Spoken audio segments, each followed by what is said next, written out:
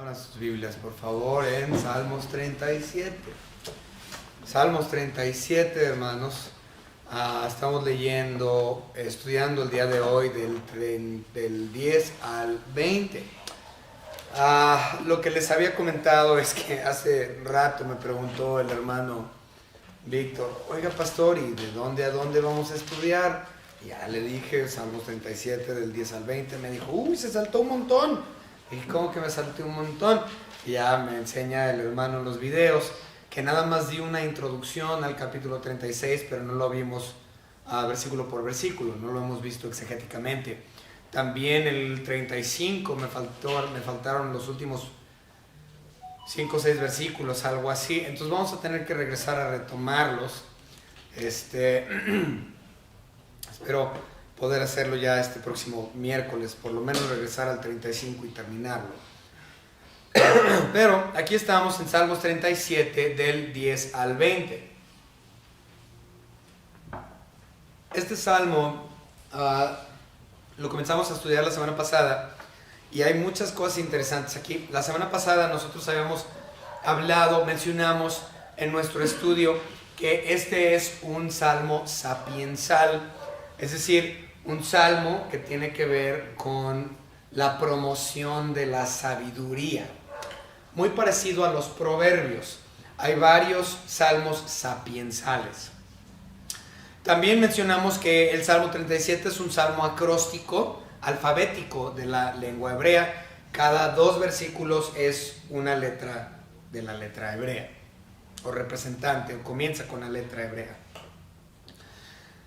También mencionamos que este salmo es conocido hermenéuticamente hablando. Recuerden, hermenéuticamente, o cuando nos referimos a hermenéutica, tiene que ver con la interpretación de la palabra de Dios. Entonces, una de las reglas para interpretar la palabra de Dios es: tengo que observar si el capítulo es cercano o lejano en su interpretación. Es decir, a mi tiempo o a un tiempo escatológico, un tiempo futuro. En este caso es un salmo de doble referencia, es decir, al tiempo cercano de la vida de David y al tiempo lejano de la vida de David, que viene siendo incluso a futuro de nosotros. Es decir, que la doble referencia del capítulo 37 tiene que ver con el milenio y posterior al milenio. Si ustedes recuerdan, habíamos mencionado en muchas ocasiones, el capítulo 37 menciona en varias ocasiones la frase herederos o heredarán la tierra, como por ejemplo en el versículo 9, ¿no? La primera vez que aparece aquí. La última frase del versículo 9 dice: heredarán la tierra. También lo vemos en el 11, los mansos heredarán la tierra. No me acuerdo dónde más viene, pero bueno, en varias ocasiones, aquí me parece que son 4, menciona que heredarán la tierra. Entonces, esto tiene que ver con la herencia de Israel en tiempo cercano y en tiempo lejano. En tiempo cercano a David, bueno, vamos a hablar de eso en unos momentos, ¿sí? Ya que empecemos. También habíamos dicho que esto tiene que ver con el trono blanco, o posterior al trono blanco, más bien. La razón de eso es precisamente lo que vamos a empezar a ver en el versículo 10. Porque después del gran trono blanco ya no va a haber pecado. De hecho, el mismo autor del pecado, Satanás, va a ser enviado al lago de fuego después o al final del milenio, un poquito antes del juicio del gran trono blanco. Entonces, todo va a ser erradicado, el pecado va a ser erradicado, lo malo, la maldad va a ser erradicado, Satanás mismo, el autor, va a ser erradicado. Entonces, esto es posterior a nosotros aún. Ahora, este asunto de heredarán la tierra, esta frase es el cumplimiento de la promesa séptupla hecha a Abraham en Génesis capítulo 12. En el milenio, y al finalizar la última parte del milenio, entrarán, obviamente después de los juicios del gran trono blanco, los cielos nuevos y la tierra nueva. Nos menciona eso en varios lugares la Biblia.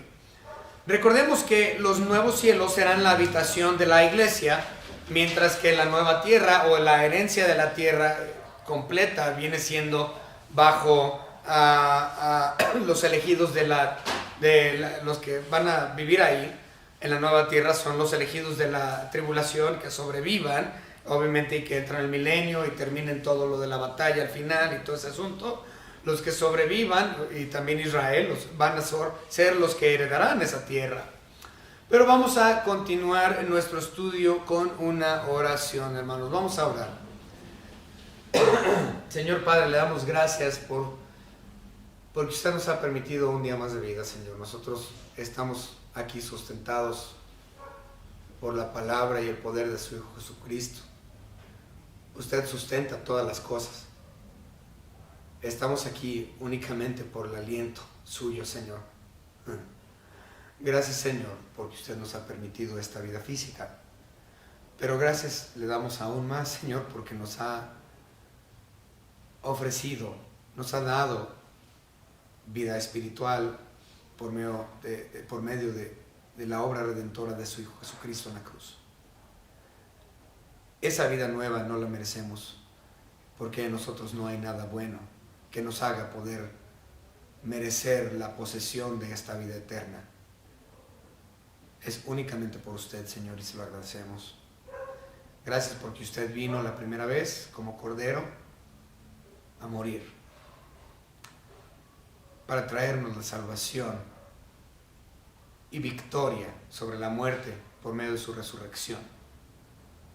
Le pedimos, Señor, que este salmo sea de bendición para mis hermanos que se encuentran aquí hoy y también los que estarán viéndolo por las redes sociales. Gracias, Señor, le damos por todo en el nombre de su Hijo Jesucristo, nuestro Salvador. Amén. Muy bien, versículo 10.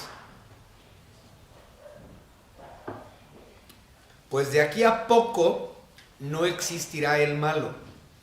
Observará su lugar y no estará ahí.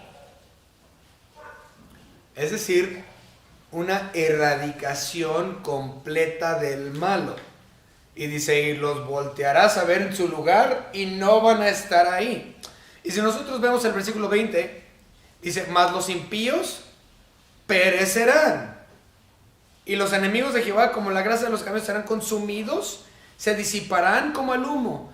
Ya no van a existir, van a dejar de ser. Una eliminación total del maligno.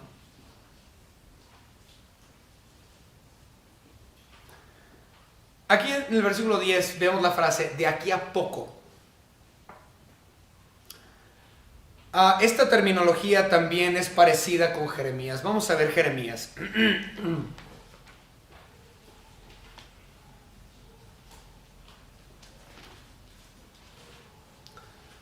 Jeremías capítulo 51, hermanos.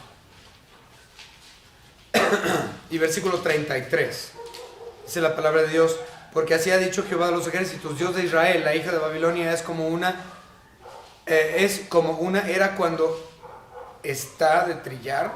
De aquí a poco le vendrá, ahí está, de aquí a poco le vendrá el tiempo de la siega. También podemos ver algo muy similar en Oseas. Oseas capítulo 1 y versículo 4, la misma mención. Y le dijo Jehová, ponle por nombre Jezreel, porque de aquí a poco yo castigaré a la casa de Jehú por causa de la sangre de Jezreel y haré cesar el reino de la casa de Israel.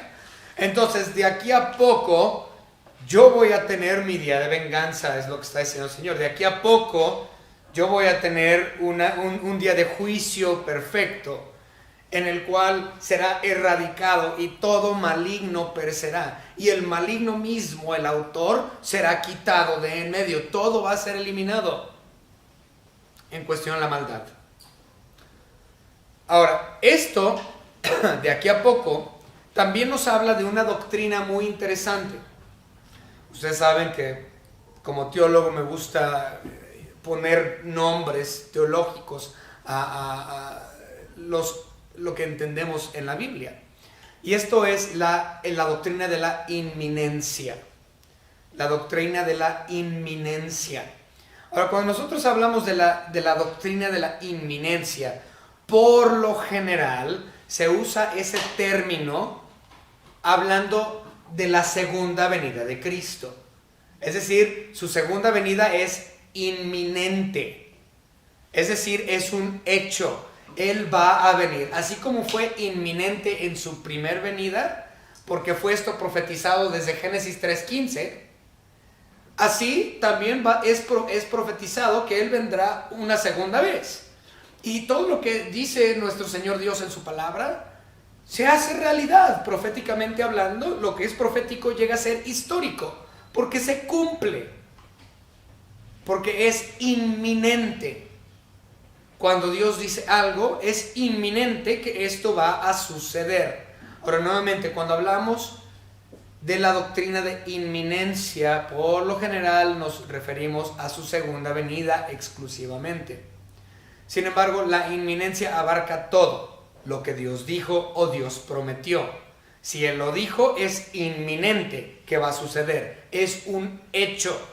Tanto así que en cuestiones proféticas tenemos lo que hemos visto anteriormente, lo que es conocido como el tiempo, es tiempo profético o el tiempo aoristo.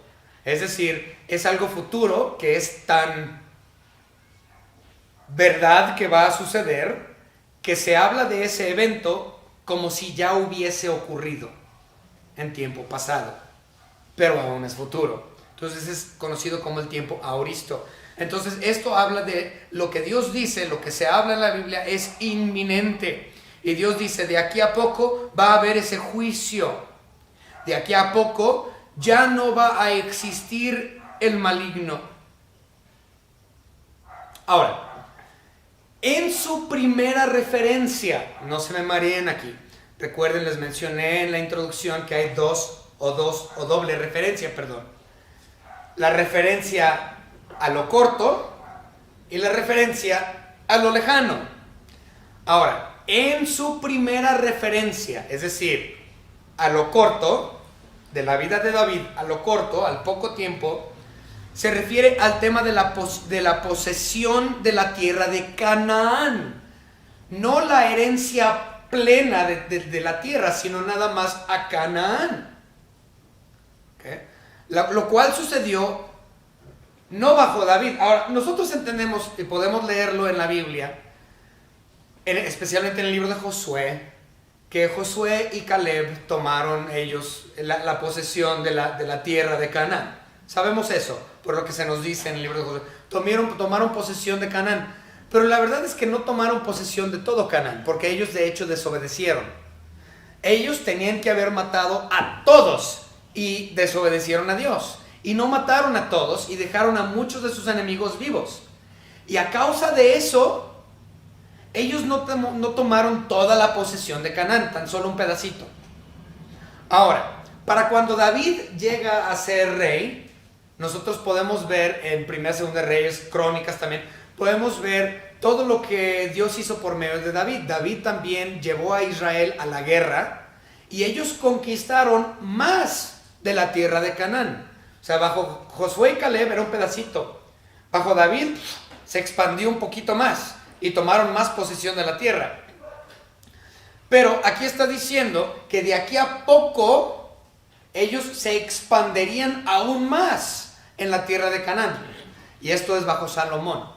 Bajo Salomón, al poco tiempo de David, nada más el rey que seguía, bajo Salomón, Israel tomó una porción mucho más grande de Canaán. Entonces, Dios está diciendo aquí, o el Espíritu Santo está diciendo aquí por medio de David, que de aquí a poco tiempo, es decir, el siguiente rey, que en este caso era el hijo de David, Salomón, él conquistaría aún más territorio y por lo tanto habría menos enemigos. Sin embargo, en lo que viene siendo su segunda referencia, es decir, al tiempo futuro, al tiempo escatológico, aún más allá de nosotros,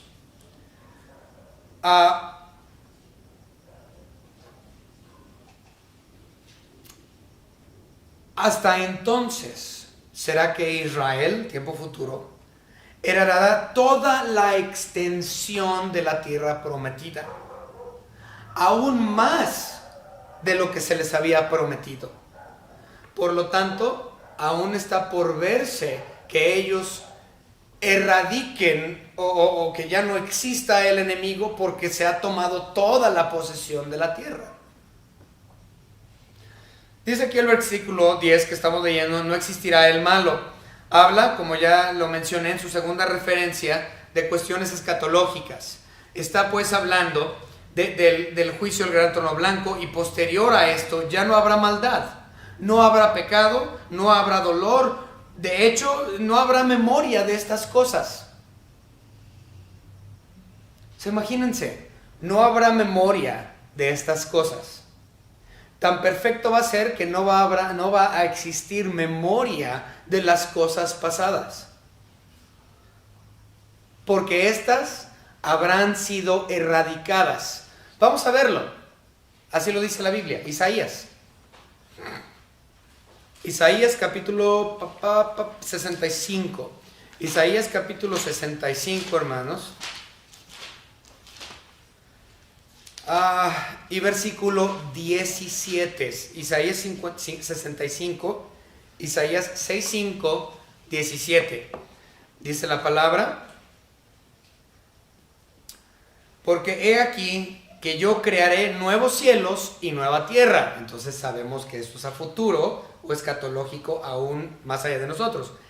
Y de lo primero no habrá memoria, ni más vendrá al pensamiento. No va a haber memoria de las cosas pasadas para cuando venga la heredad de toda la tierra.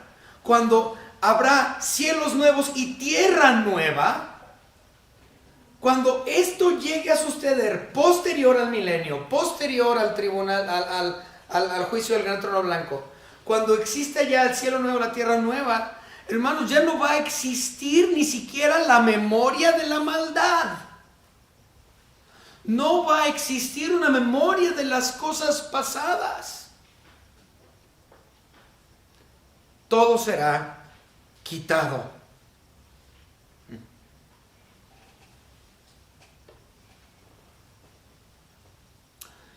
Versículo 11 de nuestra lectura. Avanzamos un versículo. Pero los mansos heredarán la tierra. Recuerden, a estos mansos se refiere a los elegidos de tiempos futuros o tiempos cercanos ahí a David. Pero si nosotros estamos pensando en la doble referencia, es decir, lo futuro, está hablando acerca de Israel, quienes son los que heredarán esta nueva tierra. Entonces, esto no es para la iglesia, porque la iglesia heredará los cielos nuevos. Nosotros seremos los moradores de los cielos nuevos y seremos realmente los herederos de absolutamente todo, como la reina, la esposa de Cristo. Todo será nuestro, pero para Israel ellos heredarán esa tierra nueva. Okay.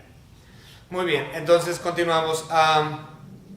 Pero los mansos heredarán la tierra y se recrearán con abundancia de paz. La semana pasada hablamos un poco acerca de que se recrearán en la abundancia de paz porque habrán entrado al reposo. Si nosotros pensamos en lo que dice la Biblia, en muchos lugares hay demasiados como para que yo los enumere o los mencione o los leamos, pero en muchos lugares de la Biblia habla acerca del reposo de Dios, el reposo del Señor, que estemos y entremos al reposo de Dios. Entonces, esto es lo que ellos van a experimentar, un reposo perfecto, una paz perfecta. Algo que Israel jamás ha conocido como nación. Van a entrar a un reposo absoluto. Ahora, este versículo, el versículo 11, es muy importante. Vamos a volver a leer. Pero los mansos heredarán la tierra y se recrearán con abundancia de paz. Este versículo es importante porque por medio del versículo podemos asegurarnos que habla de cuestiones futuras. Les voy a decir por qué. La razón por la cual sabemos que estos versículos hablan de cuestiones futuras es porque Cristo mismo utilizó este mismo versículo para hablar de las cuestiones del reino de los cielos. Vamos a verlo. Vamos a ver las bienaventuranzas. Mateo capítulo 5. Estas son palabras de nuestro Señor Jesucristo. Y si ustedes observan Mateo capítulo 5 aquí, ustedes observarán que la primera parte del Salmo 37:11 es citado por nuestro Señor Jesucristo aquí. Mateo 5:5. Dice la palabra en Mateo 5:5: bienaventurados los mansos, porque ellos recibirán la tierra por heredad. ¿Okay? Entonces dice exactamente lo mismo que la primera parte de Salmos 37:11. Y Cristo Jesús, cuando Él estaba haciendo estas bienaventuranzas o mencionando estas bienaventuranzas, estaba hablando del reino de los cielos. Vamos a verlo. Es más, vamos a leer Mateo 5, 1, 2 y 3. Viendo la multitud, subió al monte y sentándose vinieron a Él sus discípulos y abriendo su boca les enseñaba diciendo: bienaventurados los pobres en espíritu, porque de ellos es el reino de los cielos. Entonces, Él está hablando a judíos, hablándoles acerca del reino de los cielos. Y claramente en el versículo 5 nuestro Señor Jesucristo está citando Salmos 37:11, mostrándonos pues que Salmos 37:11 en efecto habla de cuestiones escatológicas, cosas futuras. Entonces, mostrándonos por boca de nuestro Señor Jesucristo que Salmos 37 es de doble referencia.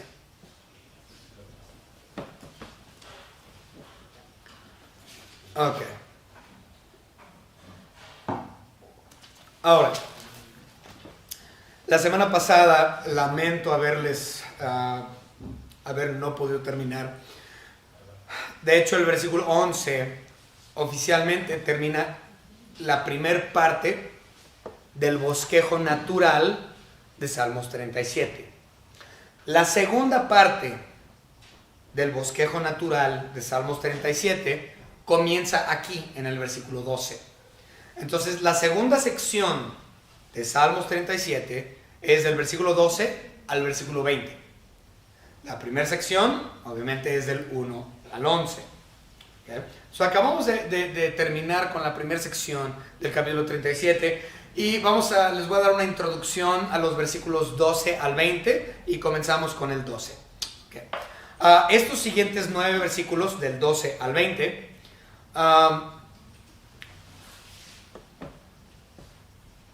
su significado y su interpretación es altamente práctico, muy práctico. No solamente para el creyente o el elegido del pueblo de Israel, sino también es importante para el elegido de la dispensación de la iglesia. Entonces, esto es muy aplicable a nosotros hoy, altamente práctico, de los versículos 12 al 20, por la temática que lleva. La temática que se maneja, o los temas, los dos temas más bien, que se manejan dentro de estos 9 versículos del 12 al 20, son la providencia divina, que básicamente es la protección de Dios sobre los suyos, y la provisión divina, es decir, el sustento de Dios para los suyos. Ok. Eso es nuevo. Entonces tenemos, 1, la provisión de Dios y la providencia de Dios. Estos temas siempre han sido, no solamente para los del Antiguo Testamento, sino también para nosotros hoy, y lo será para los hermanos en el futuro. La providencia de Dios siempre está para con sus elegidos. El sustento de Dios, la provisión de Dios también. Entonces, del versículo 12 al versículo 20 estamos viendo esos dos temas: providencia de Dios, provisión de Dios. ¿Va? Por eso es muy práctico. Versículo 12. Maquina el impío contra el justo y cruje contra él sus dientes. La humanidad sin Cristo, es decir, los inconversos, tienen odio de Dios y de los suyos, maquinando, o en otros lugares de la Biblia dice fraguando, la destrucción del justo. Esto no debe de venir de sorpresa para nosotros. Muchas personas, es que la gente del mundo no me odia. Si no te odia la gente del mundo, realmente no estás haciendo las cosas bien. No lo estás hablando, estás haciendo algo que no deberías estar haciendo. Porque ciertamente la gente del mundo no nos quiere. No debería de venir de sorpresa que el injusto trate de destruir al justo para su propio beneficio. Cristo mismo nos dijo que esto iba a acontecer en Juan 15. Si nosotros vemos Juan 15, versículos 18 al 19, no los voy a leer, lo voy a parafrasear, pero ahí viene en Juan 15, 18 y 19, Cristo Jesús mismo dijo que a mí me aborrecieron primero. No te maravilles o no te sorprendas que te odien a ti también. A mí me aborrecieron primero, y si tú eres seguidor mío, ciertamente te van a aborrecer. Entonces el justo siempre está siendo presa del injusto. Eso no debería de ser algo que nos sorprenda. Versículo 13: el Señor se reirá de él porque ve que viene su día. Dios se ríe de los planes y de las maquinaciones malignas, de lo que el injusto fragua y está ingeniando en su mente. Dios se ríe de ellos, se burlan de él. ¿Por qué Dios se burla de ellos? Pues porque los días de ellos están contados. Los días de ellos están contados. Y Dios dice, tú tratando de lastimar a los míos. ¿Tú quién eres? Yo les doy vida eterna. Ellos van a vivir para siempre y tú nada más tienes esta pobre miserable vida. De hecho, hay otras instancias en el libro de los Salmos donde Dios se ríe de los injustos. Vamos a ver los Salmos capítulo 2. Salmos capítulo 2, versículo 4. El que mora en los cielos se reirá. El Señor se burlará de ellos. La gente inconversa piensa que pueden hacer sus planes. Dios se burla de ellos.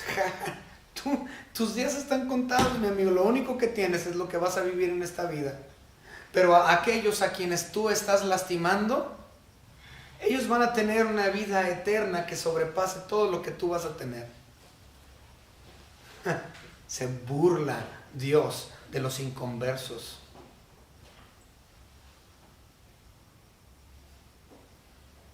Muy diferente a la mentalidad que se predica hoy en día, ¿no? Hoy día nosotros escuchamos a las personas decir, ay, es que Dios ama a todos. Dios ama a todos. No es cierto, Dios no ama a todos.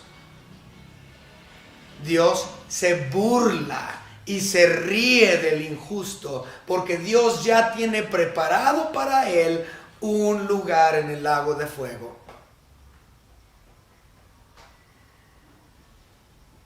Y ellos piensan que son importantes, que tienen riquezas, que tienen cosas materiales, y Dios se burla de ellos.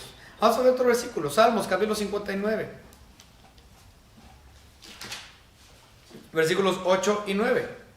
Mas tú, Jehová, te reirás de ellos, te burlarás de todas las naciones. Obviamente esto está hablando también de cuestiones escatológicas, que sabemos que Dios va a tener el juicio contra las naciones en un tiempo futuro. Y también hay naciones que piensan que nosotros somos buena nación y Dios va a decir, yo los aborrezco y siempre me he burlado de ustedes, y ustedes pensaron que ustedes eran algo importante. Ustedes no son nada. Son porque yo les permití ser, porque fue mi voluntad que ustedes tuvieran, pero ahora es mi voluntad que ustedes estén bajo juicio también.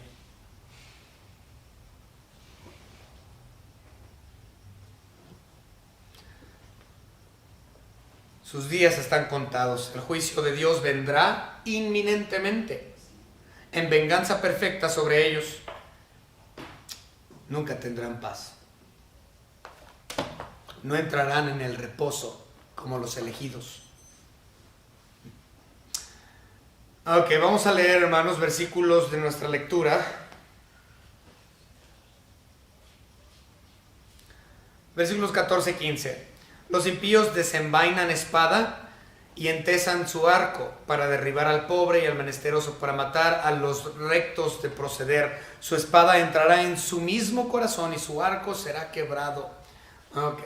Ellos hacen todo lo posible para lastimar al justo, pero morirán con la misma espada con la que ellos matan. Dice el versículo 15. Su misma espada será o los penetrará en su corazón. Ellos mismos van a atacar con la espada y con el arco para lastimar al justo, pero Dios, perfecto en su venganza perfecta, en su retribución perfecta, les va a juzgar de acuerdo a su misma espada.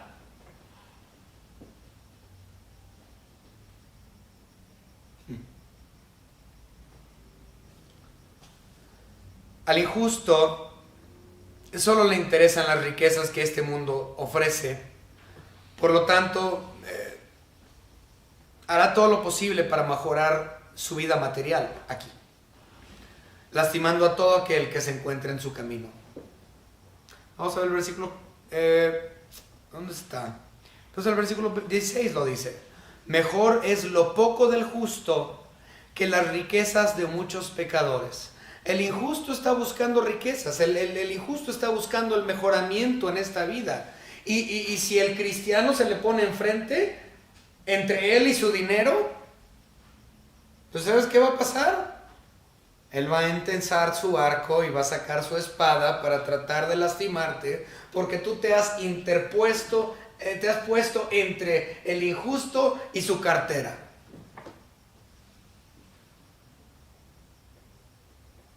Al injusto solamente le importa el dinero. Vive por el dinero. Se desbarata, se deshace por tener crecimiento financiero.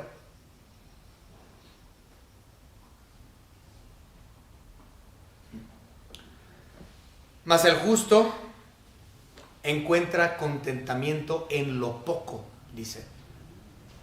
Ya que sabe que esta vida es efímera y pasajera. Pablo dijo lo mismo en Filipenses. Filipenses capítulo 4, versículos 11 al 13. El apóstol dijo: he aprendido a contentarme cualquiera sea mi situación. Ya sea en carencia o en abundancia, he aprendido a contentarme. El cristiano no necesitamos riquezas de este mundo. Nuestras riquezas son celestiales. Nuestras riquezas no son aquí. Nuestros tesoros son en el cielo.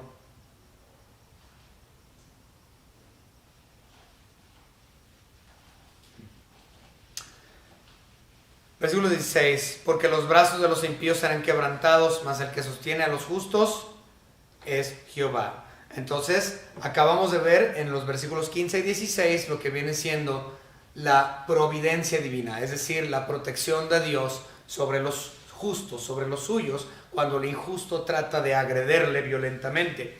Pero aquí vemos en el versículo 17 que Dios va a sostener al justo. Esto significa sustento, lo cual es provisión. Y más adelante vamos a hablar más del tema de provisión, pero va a ser hasta la semana que entra, o no sé cuándo retomaremos esto. Pero no vivimos por las cosas de este mundo, es decir, por los lujos que este mundo ofrece. De hecho, si nosotros regresamos al 37:4, vemos lo que vimos la semana pasada, dice: deleítate a sí mismo en Jehová y te concederá las peticiones de tu corazón. Si ustedes recuerdan, estudiamos la palabra deleítate. En el hebreo original se traduciría mejor como a nuestro idioma como disfruta de los lujos o experimenta los lujos que Dios te da. Entonces nosotros no nos deleitamos en los lujos de esta vida, las riquezas de esta vida. Nosotros nos deleitamos o experimentamos y agradecemos los lujos espirituales que Dios nos da, que es mucho más bello y de más valor que cualquier cosa que este mundo pueda ofrecer. Y de hecho eso mismo, si ustedes recuerdan, nos recordó a Salmos 1. Salmos 1, muy conocido, yo creo que todos nos lo sabemos por memoria, pero vamos a leerlo. Salmos 1, fíjense lo que dice. Bienaventurado el varón que no anduvo en consejo de malos, ni estuvo en camino de pecadores, ni en camino de escarnecedores se ha sentado, sino que en la ley de Jehová está su delicia. Deleítate, es una delicia, es un lujo, es un manjar. Y en su ley medita de día y de noche. Es un manjar. Deleítate en los lujos espirituales que Dios da y no en las riquezas que este mundo ofrece. El injusto vive por las cosas de este mundo, aplastando a todo el que se interponga en su camino. Mientras que el justo, hay cristianos que tienen muchas posesiones y Dios se las ha dado y le agradecemos a Dios porque ha provisto esto para nuestros hermanos en Cristo. Decimos, gloria a Dios que el hermano tiene este carro, gloria a Dios que el hermano tiene esa casa tan hermosa, gloria a Dios que Dios le ha provisto al hermano o a la hermana lo que tiene económicamente. ¿Ah? No envidiamos a nuestro hermano, agradecemos a Dios por lo que Dios le ha dado a él o ella. Porque nuestro deleite y nuestro delicio no es aquí. Nuestros lujos son celestiales. Eso es realmente donde debería estar nuestro gozo. Bien, versículos 18, 19, 20. Conoce Jehová los días de los perfectos. En otras palabras, no solamente Dios conoce los días de los injustos, Dios conoce los días de los justos también. Esto es parte, obviamente, de su sustento de todas las cosas. Es parte de la concurrencia, es parte de la soberanía, es parte del control absoluto que Dios tiene sobre cada cosa.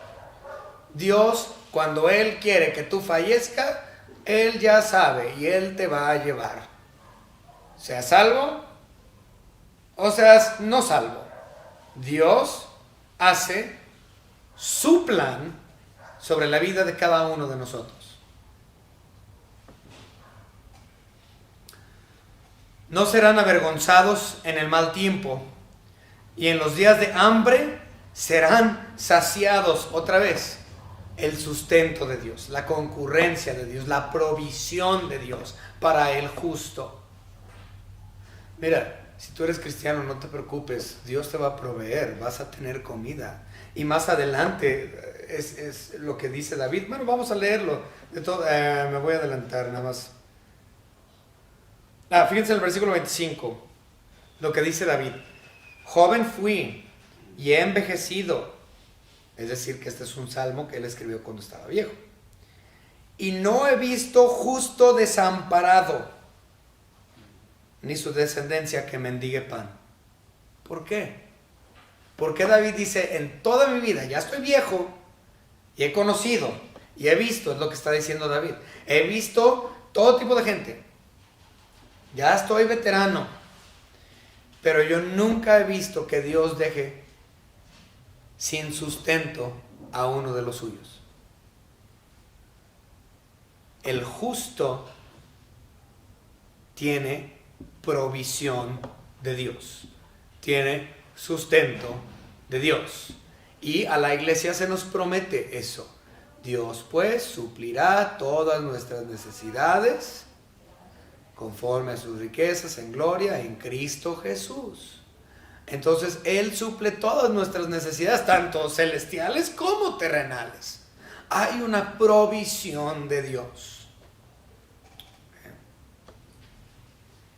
Mas los impíos perecerán, y los enemigos de Jehová, como la grasa de los carneros, serán consumidos, se disiparán como el humo.